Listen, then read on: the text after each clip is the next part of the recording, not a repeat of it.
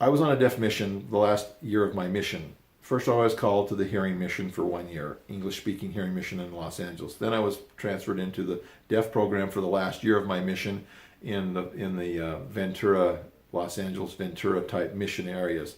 We were serving in an area where there's this deaf guy was one of the members of our ward, and he kind of had some struggles. He was kind of poor, and he was difficult to understand. His fingers were stuck like this, so he had to sign everything like this. He had to sign, and he had to have understanding by his signs, but because he had his hands like this, he couldn't fully operate his fingers to tell you what to do, because he signed like this. One day we were driving home on our bikes late one evening. Me and Elder, I think Gilliland, we were driving home from our bikes. Yeah, it was Elder Gilliland, on our bikes, and we saw this guy, and he was acting weird, like he was on drugs or alcohol or something. I didn't know what was going on with him.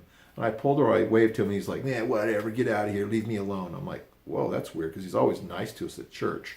So anyway, I'm like, "What's the matter, man?" I think his name was Randy, but I'm not sure. Anyway, I think it was. But anyway, he's like, "No, leave me alone, don't bother me, And I'm like, this is weird. This guy's acting really strange. I think he needs some help. So anyway, he started running from us. And I'm like, well, that's not going to happen. So I ran over and I grabbed him and I held him, and I eventually tackled him, and I held him in this vacant lot. And he was just really strong, but I wrestled him down and held him there. And I said to my companion, "You go get Bishop Judd." This big Bishop Judd, he was a giant guy. He used to be a boxer, big, huge, deaf guy. He came, but anyway, he left, and he was gone for about a half an hour trying to get Bishop Judd. We couldn't just call him on the phone because,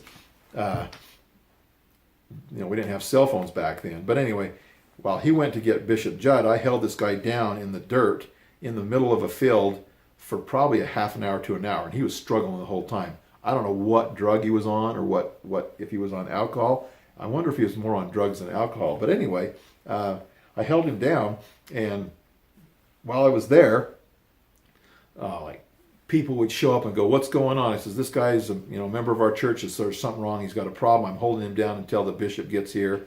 And they're like, "Okay, whatever." And then some other kids, some teenagers come over and says, "Hey, what's going on here?" I'm going, "This guy needs some help," and I'm holding him down, and I'm waiting for him to come. The cops show up.